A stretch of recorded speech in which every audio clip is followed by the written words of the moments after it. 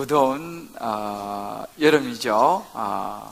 보통 이 휴가가 이제 막바지 이런 것 같은데요. 우리 식구들도 아직 이제 또 돌아오지 못하신 분도 계시는데, 외국 사람들 휴가를 맞이하면 두 가지 일을 하면서 보낸다 그래요.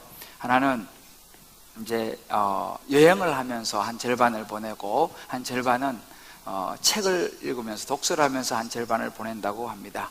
그런데 어느 글에 보니까 한국 사람은 그럼 휴가를 어떻게 보내느냐? 한국 사람은 술 마시는데 한 절반 정도 보내시고, 또 나머지 절반은 술 깨시는데 한 절반을 보내신다. 그런 우스갯소리가 있더라고요. 참 무더운 여름이 되면 바닷가가 생각이 나는데, 얼마나 좋습니까? 그런데 바다가 사실은 그 아름다운 파도 소리 좋기도 하지만 좀 무서운 그런 부분도 있습니다.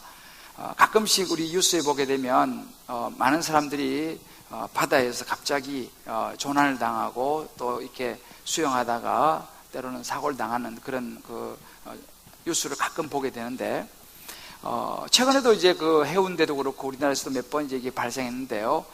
바다에 여러분 아마 들어보시는지 모르겠지만 이안유라고 하는 그 파도가 갑작스럽게 일어난다고 합니다. 이 이안유는 뭐냐면, 여러분 파도가 바다에서 이 해변으로 이렇게 치지 않습니까? 그런데 이안유는 반대로 해변에서 바다로 파도가 치면서 나가는 거예요. 그래서 이제 해운대 같은 데를 막 수많은 사람들이 이렇게 수영을 하고 있는데, 갑작스럽게 이 현상이 발생하면요, 사람들이 순식간에 수십 미터를 바다로 쭉 빠져나가 버리는 것입니다. 그래서 이제 굉장히 조난을 당하고 사고를 만나는 경우가 종종 있는데, 미국 같은 경우는요, 1년에 워낙 땅덩이 커서 그러겠습니다만은 약 한 100여 명 정도가 매년 이 이안유 파도에 휩쓸려서 목숨을 잃는다고 해요. 그리고 유럽에 또 휴양지대가 많잖아요. 유럽에도 많은 사람들이 이 이안유 파도 때문에 목숨을 잃는다는 그런 뉴스를 아마 들어보신 분이 있으실 것입니다. 근데 이런 이안유가 발생하게 되면 일단 사람들이 당황을 하게 됩니다. 갑작스럽게 막 튜브를 타고 있는데 바다로 쭉 빨려 나가면은 당황하게 되고, 어떻게라도 살아보려고 막 수영을 하니까 그러다 보니 탈진하게 되고, 그러다 보니까 이제 안타까운 일이 발생을 하는데, 그런 이안유가 발생하면요, 수영을 잘하는 박태원 선수도 안 된다는 거예요. 그 파도를 헤치고 바닷가로 아무리 나오려고 해봐야 이겨낼 수가 없다는 것입니다. 반대로 그러면 바다를 향해서 헤엄을 치면 되느냐? 그러면 순식간에, 가만히 있어도 순식간에 수십 미터로 바다로 빨려드는데, 그건 더 위험해지는 그런 현상이 발생한다고 그래요. 그러면 어떻게 하느냐 보니까, 그 이안유가 발생하게 되면 그 파도를 싸워서 밖으로 나오려고 해서도 안 되고, 그렇다고 바다로 헤엄을 쳐서도 안 되고, 잠시 곧 일승 현상이니까 그 자리에 머물러 있든지, 아니면 옆으로 이안유가 발생하는 그 폭 옆으로 사선으로 헤엄을 쳐서 나가면 빠져나올 수 있다라고 합니다. 그래서 그런 뉴스를 보면서 야, 이거 정말 알아둘 필요가 있구나, 이런 생각이 드는데, 그래서 최근에도 그런 뉴스를 보면서 170명 정도가 구조를 받았더라고요. 근데 그걸 보면서 그런 생각이 들었습니다. 우리 인생도 어찌 보면은 정말 비슷하지 않겠는가? 인생이 바닷가의 하얀 백사장, 파도가 찰랑거리고 정말 아름답고 낭만 있는 그런 바닷가의 시간들이었지만 우리 인생이라고 한다면, 우리 인생에서도 전혀 예상치 못하게 갑작스럽게 이안유와 같은 그런 파도가 밀려와서 그냥 정신 못 차리고 당황하게 되고 빨려 들어가 버리는 그런 현상들이 우리 삶에 일어날 수가 있다는 이야기예요. 갑자기 어떤 경제적인 문제가 생긴다든지, 아니면 갑자기 자녀에게 어떤 문제가 생긴다든지, 아니면 어떤 건강에 갑자기 무슨 일이 생긴다든지, 직장이나 사업이나 여러 우리 삶 속에서 갑자기 정말 평온하고 너무 좋았는데 갑작스럽게 그런 파도가 들이닥쳐가지고 우리의 삶이 정말 혼비백산해지는 그런 경우도 우리도 만날 수 있다는 사실입니다. 그럴 때에 우리가 당황한다든지 어떻게라도 그 파도를 이겨보려고 해서는 안 되고, 이것이 우리 인생에 오는 이안유와 같은 파도구나 라고 생각하면서 그 파도를 읽고 그 파도를 탈 수 있어야 한다는 거예요. 그것을 빠져나오는 지혜가 우리 인생에 필요하다는 것입니다. 이것이 안 되면은 아무리 신앙인이라 할지라도 거기에 휩쓸리고 말아서 참 신앙도 잊어버리고 모든 걸 잊어버리는 그런 안타까운 일이 일어날 수 있다라는 사실이죠. 성경에도 보면 우리가 영적으로 이렇게 보게 되면요, 성경에 나오는 많은 인물들도 어찌 보면 이 이한유와 같은 세상의 파도에 휩쓸려서 가버려서 많은 인생을 낭비하고 잃어버린 많은 사람들이 사실 성경에도 많이 등장합니다. 대표적으로 여러분 보십시오. 아담과 하와도 마찬가지입니다. 에덴 동산이라는 너무나 아름다운 해변가에서, 그죠? 평화롭게 거닐고 있었을 때 뱀이라고 하는 이 사단이 나타나서 그들을 선악과로 유혹을 하죠. 이거 먹으면 하나님같이 된다, 이거 먹으면 똑똑해진다 라고 하는 그런 유혹에 결국 넘어가 버리고, 어찌 보면 그것이 이한유의 파도가 돼서 휩쓸려 가지고 죄를 짓고 말아서 에덴에서 쫓겨나 버리는 그런 현상을 우리는 성경에서 볼 수 있습니다. 여러분, 그 밑에 바로 가인과 아벨도 마찬가지죠. 아벨이 제사를 받으시는 하나님을 보면서 자기를 돌아보지 아니하고 거기서 그 어떤 욕심과 탐욕 때문에 자기 동생 아벨을 죽이는, 그래서 정말 최초의 살인자가 되는 가인 같은 사람들, 성경에 수없이 많습니다. 사울 같은 그런 왕은 왕위를 자기 아들에게 물려주고 싶은 그 권력욕 때문에 다윗을 죽이려고 하면서 전개되어지는 그런, 어찌 보면은 자기도 모르는 이한유와 같은 파도에 휩쓸려버리고 참 어찌 보면 비참한 삶을 마감하는 그런 사울 같은 사람들, 신약에도 굉장히 많이 있죠. 세상을, 주님을 따라가다가 세상을 사랑해서 그만 세상이라는 그 아름다운 즐거운 그 달콤한 유혹을 이기지 못해서 알려들어 버리고 말았던, 세상을 사랑해서 데살로니가로 떠나버렸던 데마와 같은 사람, 아나니와 삽비라 같은 사람, 수많은 우리 삶 속에 일어나는 그런 이한유와 같은 파도가 있다는 거예요. 휩쓸려 가버리면 인생이 참으로 슬픈 인생이 되고 만다는 것입니다. 그러나 성경에 또 그 이한유와 같은 파도가 왔을 때 그 파도를 읽고 타서 뛰어넘었던 많은 우리 또 믿음의 선배들이 있죠. 대표적인 사람이 누굽니까? 다니엘 같은 사람이죠. 나라가 멸망하면서 포로로 잡혀갔을 때 어찌 보면 정말 기가 막힌 하루아침에 포로로서 이한유와 같은 그런 인생의 파도가 몰려왔습니다. 세상의 파도가 몰려왔습니다. 바벨론이라는 파도가 몰려왔습니다. 그러나 그때 바벨론 그 엄청난 파도 앞에서도 다니엘은 꿋꿋이 그 파도를 타는, 승리하는 그런 모습을 볼 수 있죠. 요셉 같은 총리, 성경에 무수히 많습니다. 오늘 우리가 읽은 이 본문에도 보게 되면 이 베드로와 이 요한에게 너무나 당황스러운 박해라는 이한유의 이 파도가 갑작스럽게 어느 날 밀어닥칩니다. 갑자기 투옥이 돼버리는 거예요. 사실 이때 상황은, 여러분, 우리가 지금 사도행전을 보고 있습니다만은 예수님께서 이제 십자가에 죽으시고 부활하셔서 성천하시고 난 다음에 그들이 기다릴 때, 오순절이 될 때 성령이 충만히 마가닥방에 임하죠. 그러면서 성령의 충만함 속에 방언도 받고 정말 너무너무 놀라운 은혜를 받습니다. 그래서 나가서 이제 복을 전하기 시작하잖아요. 그러니까 어떤 일이 났습니까? 수많은 사람들, 수천 명의 사람들이 몰려와서 예수를 믿고 세례를 받고 거기서 이적이 일어나고 이런 일들이, 엄청난 일들이, 은혜가 쏟아집니다. 우리가 지난번에 봤습니다만 그 와중에 베드로 요한이 성전에 기도하러 올라가면서 태어나면서부터 안전병이었던 그 사람을 손을 잡아서 일으킵니다. 내가 금과 은은 없지만 나사렛 예수 그리스도 이름으로 명하노니 일어나 걸어라. 당기니까 태어나면서 한 번도 걸어보지 못했던 안전병이 일어난 놀라운 기적이 일어납니다. 또 그것 때문에 또 더 많은 사람들이 몰려와서 예수를 믿는, 그야말로 정말 사역의 절정과 은혜의 절정이 지금 다르는 순간입니다. 그런데 갑자기 그때 이한유와 같은 세상의 파도가 밀어닥치는 것이죠. 예수를 믿지 않는 유대인들, 예수님의 십자가에 못 박혀 죽인 그 대제사장들과 사두개인들이, 서기관들이 몰려와서 이 예수를 전하는 베드로와 요한을 잡아다가 옥에 던져버립니다. 너무 황당하고 당황되고 정말 어떻게 할지 모르는 순식간에 일어나는 그런 일입니다. 그래서 그 상황들이, 주변 상황들 때문에 어쩔 수 없이 그 사람들이 어떻게 하지를 못하고, 어떻게 합니까? 우리 지난 시간에 봤습니다만 다시는 예수의 이름을 전하지도 가르치지도 말하지도 못하도록 위협하고 경고합니다. 한 번만 더 그러면 가만두지 않겠다. 라고 생명의 위협을 가하고 풀어줍니다. 그렇게 노임을 받았으면 여러분 생각해 보십시오. 베드로와 요한이 이젠 목숨이 위태롭지 않습니까? 그러면 상당히 막 불안해하고 겁을 내고 의기소침해지고, 야, 내가 이거 복음 전하다가 이거 잘못 죽겠다, 이렇게 해서 움츠러들 수 있는 충분한 상황이 지금 이 상황입니다. 그런데 베드로 요한이 어떻게 합니까? 풀려나자마자 그들을 기다리는 성도들에게 가서 그들에게 이야기합니다. 무슨 이야기합니까? 그 대제사장들과 서기관들이, 유대인들이 말했던, 다시 한번 예수에 대해서 이야기 하나씩 가르치면 가만두지 않겠다, 생명을 위협하는 그 경고를 그 성도들하고 같이 나누게 됩니다. 그러면 그 이야기를 들었던 성도들이 반응이 어떻습니까?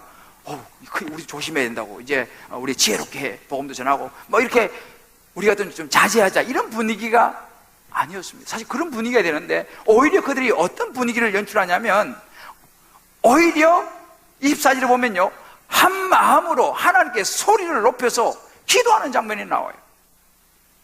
쉽게 말해서 생명을 위협하는 파도가 들이닥치는데 그 파도를 타는 거예요, 지금. 여러분 보십시오. 무엇이 이들로 하여금 이렇게 두려워서 숨고 의기소침하고 물러서야 될 그런 상황 속에서 오히려 당당하게 이 세상이라는, 이 유대인이라는 이 파도를 타고 뛰어넘는 비결이 뭐냐라는 거예요. 오늘 우리가 본 이 본문의 말씀이 바로 그것을 정확하게 보여주고 있습니다. 바로 하나님에 대한 확신이었습니다. 하나님에 대한 확신에서 나오는 그 하나님에 대한 확신을 근거로 한 기도가 그들로 하여금 담대함을 얻게 만드는 것을 오늘 우리 성경을 통해서 볼 수 있습니다. 그들이 어떻게 기도합니까? 그 기도를 보면요, 그들이 어떤 하나님을 믿고 있는지 알 수 있어요. 24절에 보게 되면 그렇게 하죠. 한 마음으로 하나님께 소리를 높여서 어떻게 기도합니까?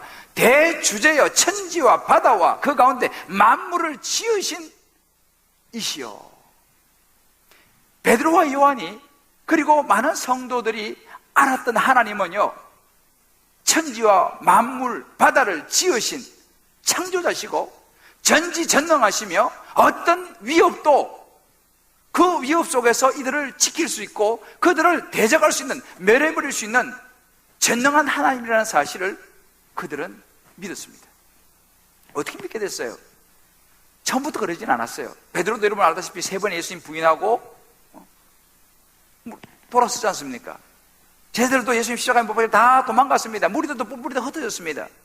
그런데 그 과정 속에서 예수님께서 다시 부활하시고 성천하시고 십자가의 죽음을 깨뜨리고 부활하시고 성천하시고 다시 오셔서 말씀하시고, 그러면서 성령이 그들에게 임했을 때에 그들이 체험을 한 거예요. 아, 하나님은 살아계시는구나, 하나님은 전지전능하신 분이시구나, 죽음을 이기시는 분이시구나, 이걸 깨닫게 되는 거예요, 베드로와 요한이. 그리고 많은 성도들이 이걸 깨닫게 됩니다. 그러면서 그들에게 뭐예요? 확신이 주어진 거예요.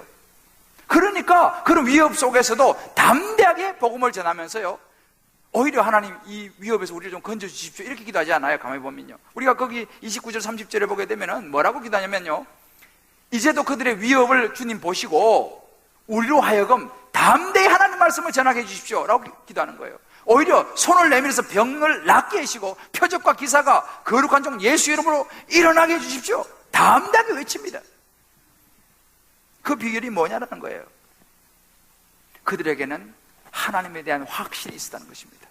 그 확신을 붙잡고 기도했다는 것입니다. 결국 어떤 결과가 나와서 31절에 보게 되면 그들이 빌기를 다음에 기도하기를 마치니까 그것이 진동이 일어나면서 무리가 다 성령이 충만해지면서 하나님 말씀을 전할 수 있는 놀라운 역사가 일어납니다. 하나님의 역사와 응답하심이 나타나는 모습입니다.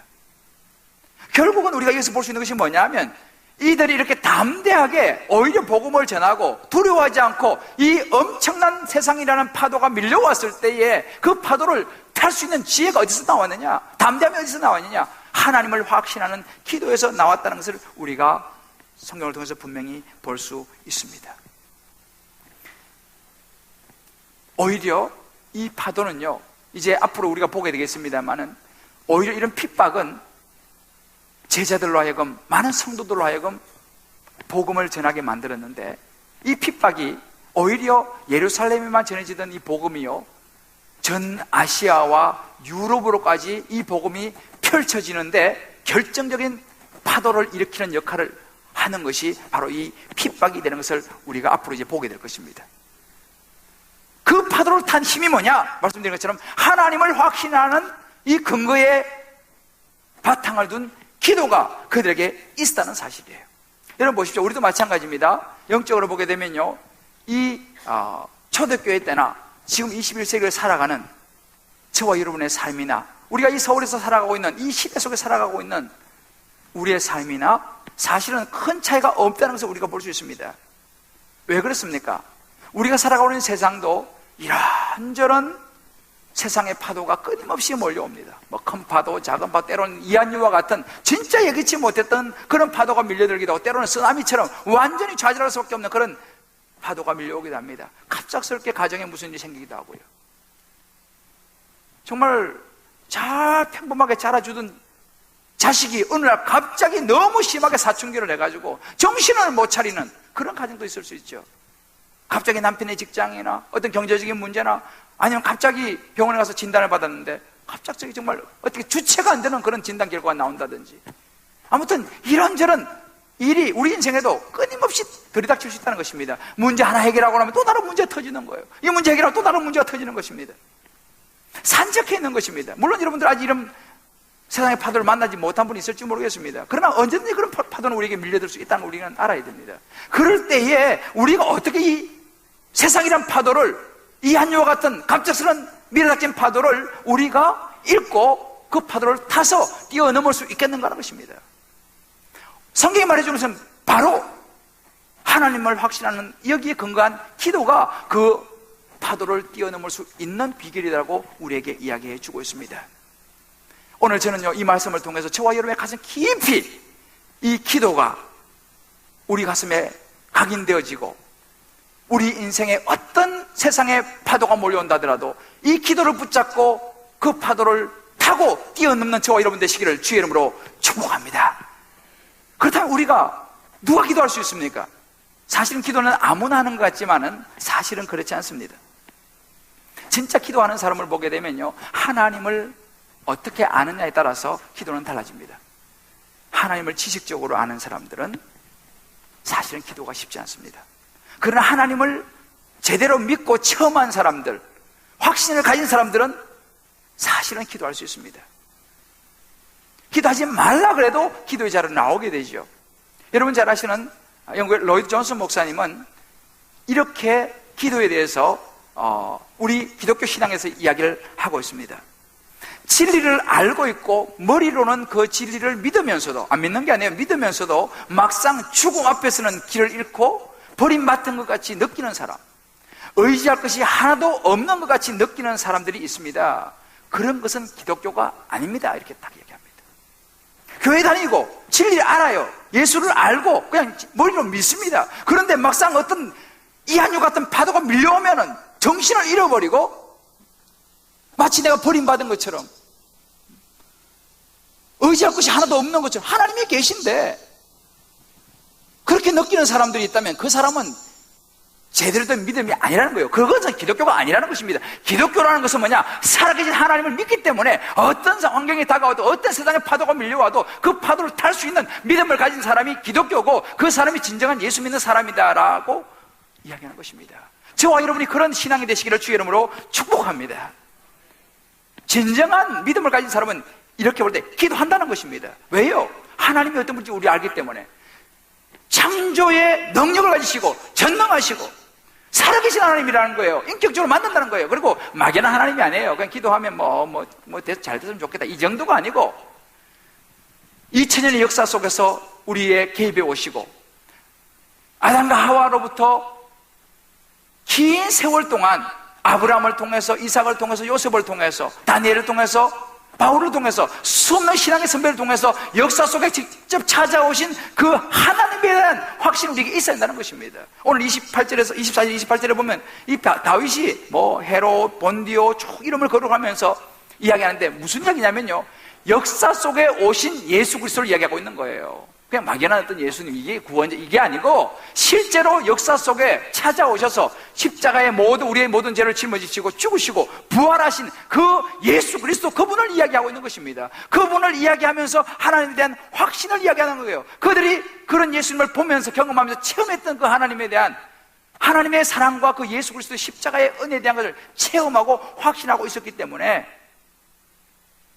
이 베드로와 요한과 성도들은 기도할 수 있었다는 것입니다. 그리고 그 기도를 통해서 놀라운 하나님의 응답을, 땅이 요동하면서 성령이 충만히 임하는 것을 경험할 수 있었다는 얘기예요.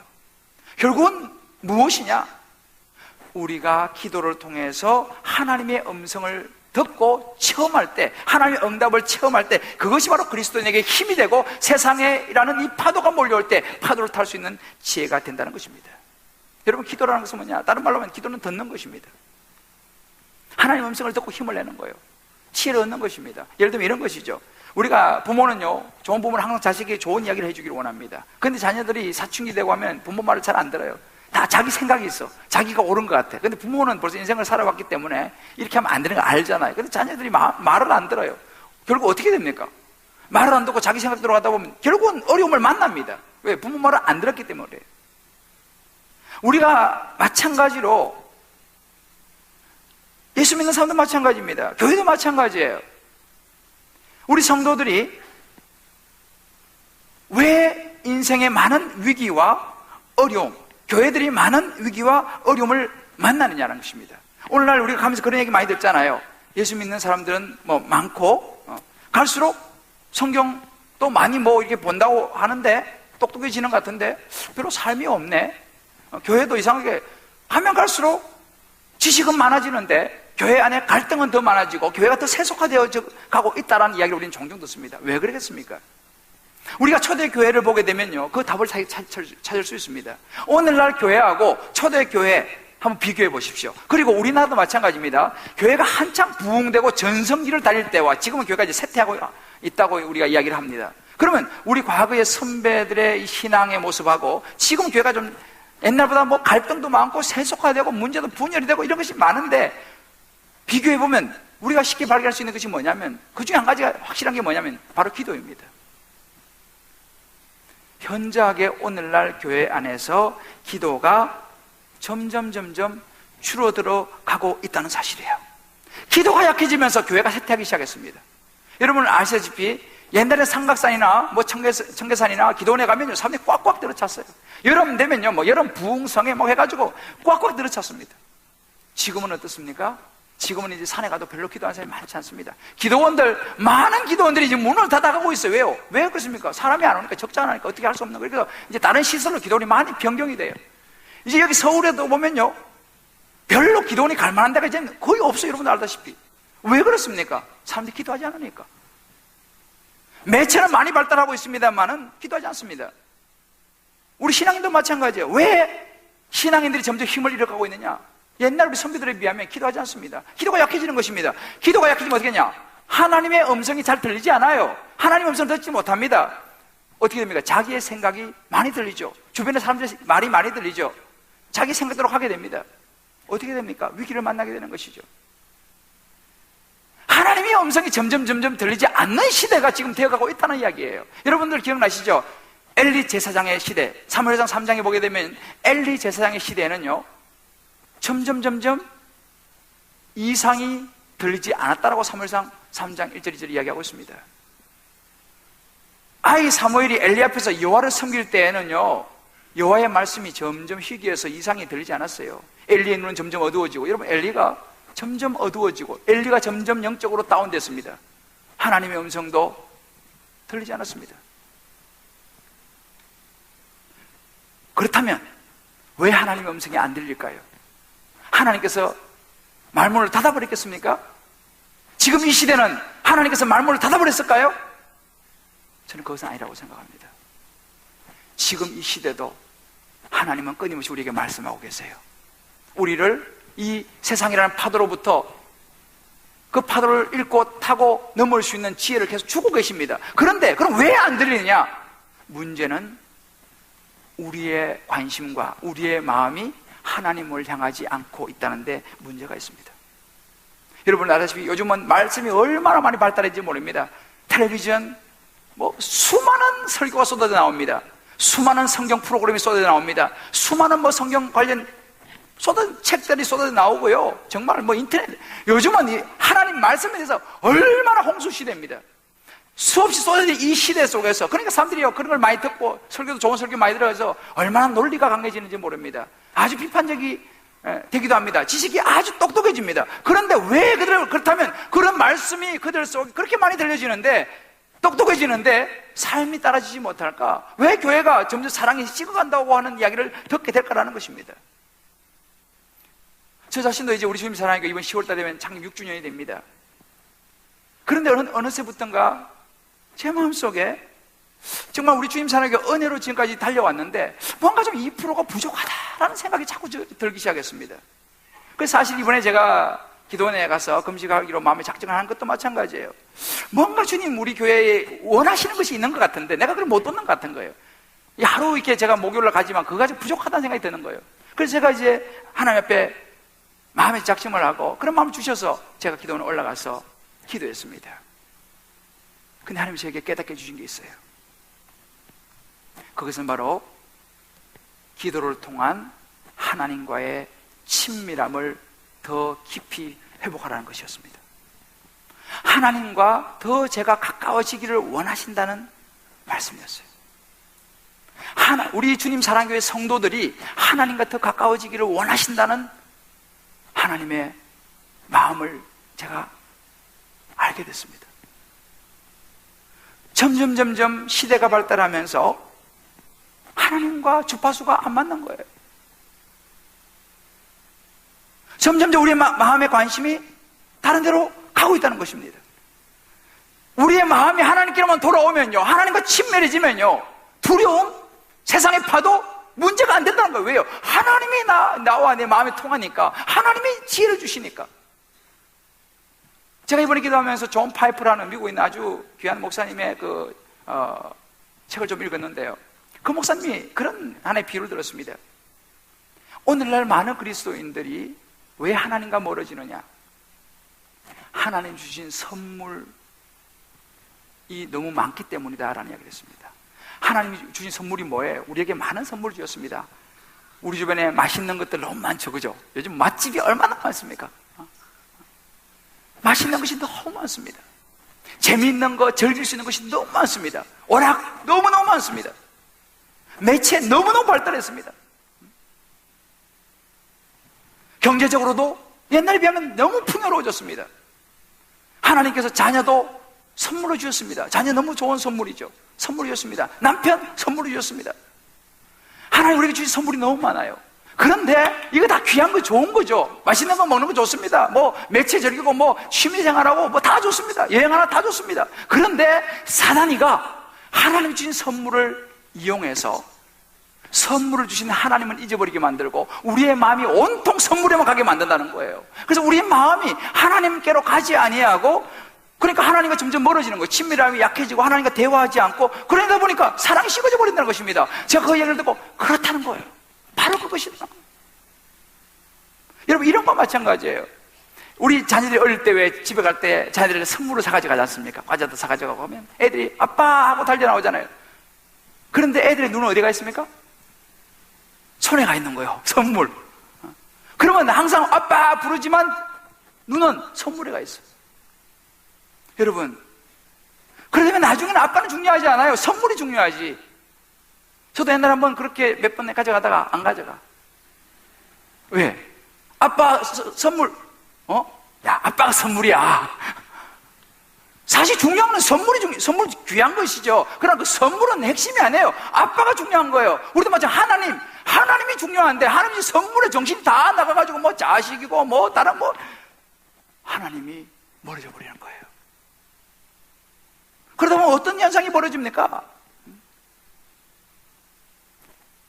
하나님 앞에 나와서 말씀 보는 것보다는 연속 보기 재밌어.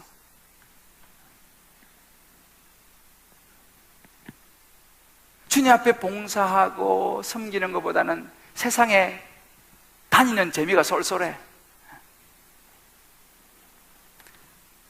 하나님과 기도하면서 만나기보다는 주변에 사람들과 수다가 너무 재미있어. 교회 예배당보다는 카페에 내가 너무너무 그리워. 그게 좋아. 오아시스야, 오아시스. 이것이 우리의 모습이라는 것입니다. 우리가 이것을 영적으로 볼 수 있어야 한다는 사실입니다. 다 좋습니다. 필요한 것이죠. 그러나 사단이가 그것을 이용해서 선물에 우리 마음을 완전히 뺏기게 만들어가지고 정작 선물을 주신 하나님을 잊어버리고 살아가게 만든다는 거예요. 점점 교회가 멀어지게 만들고 점점 기도가 멀어지게 만든다는 거예요. 어떻게 하겠으면 나중에는 선물 가져가 버려요, 하나님께서. 여러분 중에서 그런 걸 느낀지 몰라요. 하나님 왜 이랬어요? 하나님 삐진지도 몰라 지금. 왜? 하나님보다 선물을 더 신경을 쓰니까. 하나님은 우리와 대화하기를 원해요. 하나님은 저와 여러분을 만나기를 원해요. 대화하기 원합니다. 뭐가 문제입니까? 제가 말씀드린 것처럼 오늘날 교회도 개인도 점점 하나님과 만나는 말씀과 기도에서 멀어져 가고 있다는 사실입니다. 이게 현실이에요. 제가 지난주에 우리 휴가 갔다가 온 한 목사가 나한테 그런 얘기를 하더라고요. 목사님, 이번에 휴가 가가지고 자기가 좀 금요기도회 이런 데 가서 좀 기도 좀 하려고 찾아보니까 금요기도회 하는 교회가 별로 없더라는 거예요. 기도해야 하는 교회가 별로 없더라는 거예요. 여러분, 이것이 우리 현실입니다. 교회가 갈수록 이제는 기도회가 없어지고 있어요. 아까 말씀드렸죠. 기도원도 점점 없어져요. 우리가 이것을 캐치해야 됩니다.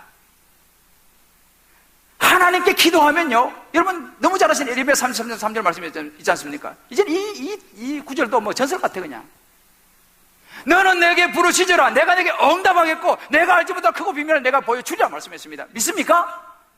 여호수아 21장 말씀에 그런 말씀이 있습니다. 여호와께서 이스라엘 족속에 말씀하신 선한 말씀이 하나도 남음이 없이 다 응하였느니라. 아멘. 하나님 말씀에 응한다는 거예요. 그런데 사람들이 이제는 이거에 별로 관심이 없어요. 하나님보다 다른 사람을 찾아가요. 이 확신이 없으니까 점점 또 기도를 안 하게 되죠. 우리 신앙도 마찬가지입니다.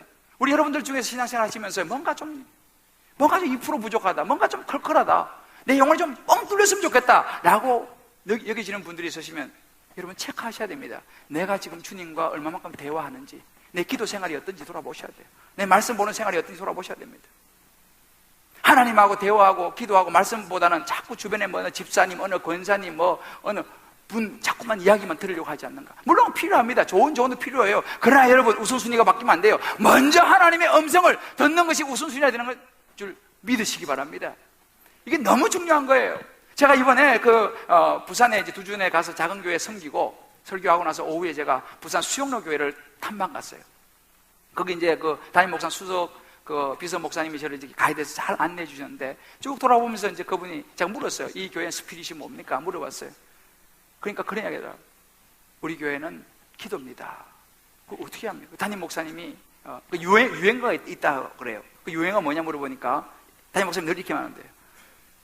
말하지 말고 기도하세요. 이렇게 말씀하신대. 이게 유행어예요. 그리고 뭐 자꾸 물어보고 이러면 나한테 물어보지 말고 기도의 자리에 나와서 하나님한테 물어보세요. 이렇게 말씀하신대. 이게 그 교회의 유행어래요. 그러면서 제가 그 교회에 얼마나 정말 기도에 집중하고 있는 거 제가 깜짝 놀랐어요. 저는 별로 그런 걸 잘 모르고 그냥 갔는데 그 교회는 정말 기도가 많았어요. 그러니까 그 개척에서 지금 막 3만 명 이렇게 막 장년들이 모여서 막 얼마나 기도를 어떻게 하는지 몰라요. 깜짝 놀랐습니다, 제가 지금. 자, 우리 옆에 분하고 우리 이렇게 한번 경험해 봅시다. 말하지 말고 기도하세요. 기도의 자리에 나가서 하나님께 물어보세요. 여러분, 저는 이번 금식을 통해서요, 하나님께서 저에게 참 좋은 선물을 주셨어요. 그리고 우리 교회에 좋은 선물을 주셨습니다. 그 선물이 뭐냐면 주님 사랑의 교회가 살 길은, 한국 교회가 살 길은, 열방이 살 길은 시대를 거꾸로 가야 한다라는 말씀이었습니다. 어떻게 하면 시대를 거꾸로 갈 수 있을까요? 기도가 없어지고 기도회가 없어지는 이 시대 속에서 기도회를 만들고 기도의 자리를 만들고 기도 시간을 늘리고 기도를 회복해야 한다는 메시지였습니다. 제가 그 말씀을 받고 몇 가지 결단을 했어요. 이제 저 자신부터 좀 더 더 기도에 매진해야겠다. 우리 모든 부교육자들, 기도하지 않는 사람은 나는 같이 갈 수 없다. 하나님이 제게 주신 마음은 그런 마음 주셨어요. 근데 가서 주님 사랑하고 있는 평신도 사역자들 더 많이 기도의 자리에 나올 수 있도록 너 그렇게 해야 된다. 주님 사랑교회 성도들이 세상으로 가지 말고 선물에 집중하지 않고 나에게 집중하도록 너 해야 된다. 그것이 살 길이다. 그것이 한국교회가 살 길이다. 주님 사랑교회 앞으로 임직자를 세우기 위해서는 기도하는 사람을 반드시 세워야 된다. 그런 마음을 제게 주셨어요. 그래서 제가 그럼 하나님 어떻게 하면 좋겠습니까? 기도하면서 제가 결단한 것이 뭐냐면, 이제 주님 사랑의 교회는요, 새벽 기도를 그동안 한 번 했어요. 5시 20분에. 근데 한 번 더 늘리기로 했어요. 우리 목회 선교회하고 결정을 했어요. 그래서 6시 10분 출근하신 분들을 위해서 아예 그냥 와서 하루 아침에 새벽 기도하고 기도하고 나서 그 대신에 우리가 이제 토스트하고 맛있는 커피 드릴 거예요. 드시고 기도하고 출근할 수 있도록 그렇게 제가 하려고 그래요. 그럼 또 이렇게 말씀드리면, 목사님 저는 아침이 약한데 꼭 아침에만 해야 됩니까? 걱정하지 마세요. 밤 기도를 만들기로 했습니다. 밤 기도. 밤 9시 기도에. 그래서 저는 우리 교회가 앞으로 9월달부터 시작할 겁니다. 매일 밤 9시 눈이 오나 비가 오나 바람이 부나 금요일은 금요 기도가 있으니까 월화수목토 밤 9시 한 명이 와더라도 우리 교육자들이 돌아가면서 인도하고 기도할 겁니다. 할렐루야. 새벽에 약한 사람 걱정하지 마세요. 밤에 오시면 돼. 그리고 나는 진짜 한번 뿌리 뽑고 싶다. 금요 기도에. 제가 금요 기도에도 시간을 이제 좀 변경합니다. 충분히 기도할 수 있는 시간을 제가 이제는 확보하려고 그래요. 수요 예배도 제가 변경합니다. 그래서 이제는 우리 주님 사랑의 교회가 다 이제 뭐 기도에 없애고 문 닫는데 우리는 거꾸로 가기로 했어요. 그래서 저는 이번에 기도하면서 하나님이 제게 주신 마음이 뭐냐면, 제자훈련, 사역훈련에 대한 지침이에요. 제자훈련, 사역훈련 우리가 열심히 하고 정말 잘하고 있습니다. 우리 교회가 아주 성공적이에요. 정말로. 정말 저는 너무 감사해요. 그러나 앞으로 제자훈련, 사역훈련이 학습과 숙제 위주의 훈련이 아니고 진짜 말씀훈련, 기도훈련, 섬기가 봉사훈련으로 가야겠다. 할렐루야. 그래서 정말 이제 사람 뽑을 때도요, 진짜 기도할 사람 뽑으려고 그래. 뭐 내가 학습 능력이 좀 떨어지고 뭐 내가 좀 괜찮습니다. 진짜 내가 말씀과 기도의 사람 되기를 원하고 봉사의 사람, 예수님 제자 진짜 되기를 원하는 그런 사람 내가 뽑으려고 그래요. 그냥 똑똑해가지고 머리만 자 커져가 훈련받았다고 말이죠. 머리만 커져가지고 그것이 중요한 게 아니라 이 시대를 살릴 수 있는 진정한 제자는 누구냐? 기도의 자리에 나갈 사람. 할렐루야. 저는 그렇게 교회를 앞으로 만들어갈 겁니다. 우리 사랑하는 성도 여러분, 우리 기도를 회복해야 돼요. 하나님 그걸 원하세요. 경건의 모양만 가지고 있는 성도 말고 경건의 능력을 가지고 있는 성도들이 되기를 주의 이름으로 축복합니다. 저와 여러분이 기도해야 돼요. 성경에 보십시오. 기도하지 않고 쓰임받은 사람이 없어요. 기도가 얼마나 많은 사람을 살렸습니까? 소돔과 고모라가 의인 10명이 없어 멸망할 때에, 다 죽을 수밖에 없을 때에 아브라함이 목숨을 건 기도했을 때 아브라함과 그의 조카 롯의 가정이 살았어요. 아브라함 기도 때문에. 이스라엘 백성들이 모세 시내산 올라갔을 때 금송아지 만들고 절했을 때 하나님 진노 다 면해버리겠다 그랬잖아요. 근데 그때 어떻게 합니까? 출애굽기 32장에 보게 되면 모세가 하나님 앞에 목숨을 걸고 기도합니다. 그때 하나님 뜻을 돌이켜요. 여러분, 우리의 기도가 하나님의 뜻까지도 돌이킬 수 있다는 사실을 믿으시기 바랍니다. 아유 목사님 그건 뭐 모세니까 기도하죠. 아유 아브라함이니까 기도하죠. 그렇지 않습니다. 여러분들, 그렇게 기도했기 때문에 아브라함이 된 줄 믿으시기 바랍니다. 그렇게 기도했기 때문에 모세가 된 거예요. 우리도 그렇게 기도하면 우리도 아브라함과 모세처럼 될 수 있다는 사실을 믿으시기 바랍니다. 우리도 역사가 일어날 수 있어요. 믿습니까? 우리 기도해야 됩니다. 세상이라는 파도가, 이한유와 같은 그런 파도가, 쓰나미와 같은 파도가, 그런 세상의 파도가 우리에게 인생에 몰려올 수 있습니다. 절망되고 좌절되고 당황되고. 여러분, 혹시라도 그런 세상의 파도가 몰려온다라도 절망하지 마십시오. 사단은요 우리에게 그런 파도를 주면서 뭘 주는지 아세요? 의심의 영을 불어넣습니다. 두려움의 영을 불어넣습니다. 절망의 영을 불어넣습니다. 낙심의 영을 불어넣습니다. 그래서 우리를 속이는 거예요. 너 안 돼. 너 이제 포기해. 그만 끝났어. 두려움을 줍니다. 낙심하게 합니다. 절망하게 합니다. 의심하게 합니다. 이제 안 된다는 거예요. 포기하라는 거예요. 그만두라는 거예요. 여러분, 이건 사단의 속임수입니다. 그렇지 않습니다. 우리는 하나님의 자녀예요. 천지와바다와 만물을 지으시고 전지전능하시고 무소부지하신 그 하나님께서 어떤 세상의 파도도 이겨낼 수 있는 지혜를 주실 줄 믿으시기를 주의 이름으로 축복합니다. 그런 마음이 밀려오면요, 여러분, 나사렛 예수 던져버리셔야 돼요. 나사렛 예수로 명하노니 내 마음의 모든 의심은 떠나갈지어다, 모든 낙심은 떠나갈지어다, 모든 두려움은 떠나갈지어다 선포하시기 바랍니다. 다시 시작하시면 돼요. 행동하시면 돼요. 기도의 자리로 나오시면 돼요. 다시 일어설 수 있습니다. 우리 시간 한번, 이 시간 제가 이 말씀을 준비하면 주님이 제게 주신 찬양이 하나님은 우리의 피난처가 되시며 환난 중에 우리의 힘과 도움이시라는 이 찬양이었습니다. 여러분, 이 찬양 가사 생각하시면서요, 오늘 이 말씀 생각하시면서 다시 한번 하나님을 확실하게 붙잡는 시간 되시기를 주님을 축복합니다. 우리 찬양 같이 하고 기도하겠습니다. 하나님 우리의 피난처가 되신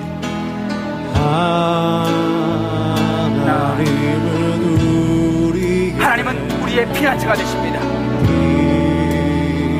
피난처가 되시며 두려움이 있습니까? 걱정, 근심이 있습니까? 세상의 파도가 몰려와 있습니까? 하나님이 우리의 힘과 도움이십니다. 너희는 가만히 있어. 너희는 가만히 있어. 주가 하나님 내 말지어다. 열방과 세계 가운데 주가 높임을 받으리라. 하나님은 우리의 피난, 다시 한번 마음에 확신을 가지십시오. 하나님은 우리의 주인 되십니다. 우리의 피난처가 되십니다. 피난처가 되십니다. 환난 중에 어떤 인생의 파도가 몰려온다 할지라도 힘과 도움이 되십니다. 너희는 가만히 있어. 너희는 가만히 있어. 그렇습니다. 주가 하나님 내 말지어다. 그렇습니다. 열방과 세계 가운데 주가 높임을 받으리라. 우리 오른손 들고 우리 한번 합시다. 사랑합니다. 사랑합니다. 그렇습니다. 하나님은 살아계시고 우리 인생을 책임지시고 어떤 인생의 파도가 우리 책임지십니다. 예수 그리스도가 십자가에 죽으며 구원의 방편을 이뤘습니다. 보합니다. 예수 그리스도 주님 오심을 기다리며 사랑합니다. 내 아버지 사랑합니다. 내 아버지.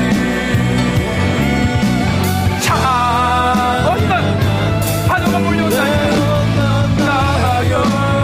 선포합시다. 예수 그리스도 하나님은 살아계십니다. 주님 오심을 기다리며. 여러분, 이제 기도했으면 좋겠습니다. 하나님, 여러분이 어떤 분이십니까? 여러분이 어떤 세상의 파도가 밀려와 있습니까? 의심과 두려움과 낙심의 영이 여러분을 사로잡고 있습니까? 안 된다고, 가치가 없는 존재라고, 포기하라고 말하고 있습니까? 이 시간 나사렛 예수 이름으로 던져버리시기를 주 이름으로 축원합니다. 나사렛 예수 이름으로 던져버리십시오. 그리고 다시 그 자리에 우리 왜 십자가에 죽으시고 부활한 예수 그리스도를 우리의 전지전능한 하나님의 역사를 초대하시기를 주 이름으로 축복합니다. 이 시간 말씀 붙들고 함께 선포하면서 기도하겠습니다. 기도합니다. 오 성령이신 우리한 충만히 임하여주시기 원합니다. 오 성령 우리한 기간 충만히 원합니다. 하나님의 역사에 내가 이 나사렛 예수 이름을 명하노니 우리 모든 마음의 낙심과 모든 좌절력은 떠나갈지어다. 내가 이 나사렛 예수 이름을 명하노니 모든 불행은 떠나갈지어다. 모든 절망의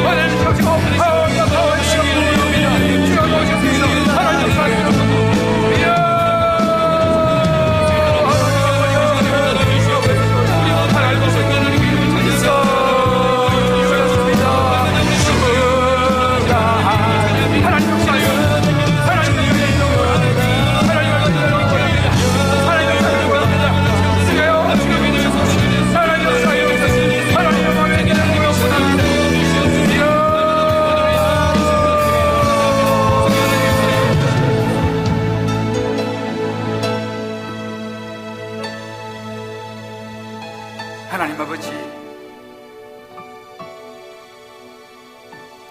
믿고 있었습니다. 얼마나 하나님이 저를 만나기를 원하시는지, 우리에게 힘을 주시기를 원하시는지, 세상의 파도를 뛰어넘을 수 있는 지혜를 주시기를 원하시는지 하나님 저희들을 잊어버리고 있었습니다. 주님 주신 선물이 너무 크게 보이고 달콤하고 너무 좋아서 그 선물을 주신 하나님을 우리는 잊어버리고 살았습니다. 하나님 아버지, 다시 이제 우리의 눈을 하나님께로 돌리기를 원합니다. 우리 안에 들어와 있는 의심과 두려움과 낙심의 영들아, 내가 이제 나사렛 예수 이름을 명하노니 묶음을 놓고 떠나갈지어다. 떠나갈지어다. 떠나갈지어다. 하나님과 우리 사이를 막는 악한 유혹의 영들은 나사렛 예수 이름으로 떠나갈지어다. 떠나갈지어다. 기도를 방해하는 악한 영들아, 나사렛 예수 이름을 명하노니 떠나갈지어다. 하나님 아버지, 다시 주님께로 돌아갑니다. 다시 기도의 자리로 돌아갑니다. 다시 말씀으로 돌아갑니다. 하나님 아버지, 거친 파도가 다시 우리에게 다가온다 할지라도 내 인생을 주관하시고 우리 자녀의 인생을 주관하시고 우리의 모든 가정과 경제와 건강을 주관하시는 하나님께 돌아가기를 원합니다. 그 하나님을 의지하기를 원합니다. 그 하나님을 신뢰하기를 원합니다. 하나님이여, 우리의 믿음 없음을 도와주옵소서. 다시 돌아갈 때에 힘과 능력을 줄 줄을 믿습니다. 하나님, 주님이 역사하실 줄을 믿습니다. 하나님, 우리 주님 사랑의 교회가 기도의 횃불을 들고 이 시대를 밝힐 수 있는 교회가 되게 하여 주옵소서. 하나님, 우리 주님 사랑의 모든 평신도 사역자들이, 모든 교육자들이 기도의 횃불을 들고 말씀 위에 서서 이 시대를 감당할 수 있는 믿음의 종들이 되게 하여 주옵소서. 기도로 우리 자녀를 지켜내게 하여 주옵소서. 기도로 우리 직장과 사회를, 우리의 사업을 지켜내게 하여 주시옵소서. 기도로 우리의 건강을 지켜내게 하여 주시옵소서. 성령께서 우리를 도우시고 역사할 줄 믿고 예수의 이름으로, 예수의 이름으로, 살아 역사하는 예수의 이름으로 간절히 기도드립니다. 아멘. 우리 시간 다 자리에 일어나시면서 우리 옆에 분하고 이렇게 한번 손을 잡고 축복합시다. 집사님, 권사님, 하나님은 살아계십니다. 하나님 앞에서 성부를 거세요. 마지막으로 이걸 꼭 하세요. 손을 잡고, 집사님, 권사님, 성도님, 우리 이제 카페 밴드 말고 기도의 자리에서 만납시다. 기도의 자리에서 만나야 돼. 이제 9월달부터 시작할 거예요. 밤 9시 기도회, 새벽 기도회, 우리는 기도로 나아갑니다. 그것만이 이 주님 사랑이가 살 길이고 이 시대를 살릴 수 있는 길이고 하나님이 원하시는 길인 줄 저는 확신합니다. 할렐루야. 저를 따라 오른손으로 한번 선포합시다. 주여, 주여, 주여, 이제 제가 기도로 선물을 걸겠습니다. 선물을 걸겠습니다. 기도의 사람 되겠습니다. 할렐루야. 우리 장모님, 우리 애들도 너무 잘하네요. 우리 시간 거친 파도 날 향해 와도 주와 함께 날아오르니 힘차게 부르고 세상에 나가서 파도와 싸워 승리하고 다시 돌아오겠습니다. 거친 파도 날 향해 와도 주와 함께 날아오르니, 주와 함께 날아오르니 폭풍 가운데 나의 영혼 잠잠하게. 우리도 손 들고 하나님 향하여 힘차게 거친 파도와 선포합니다. 주여,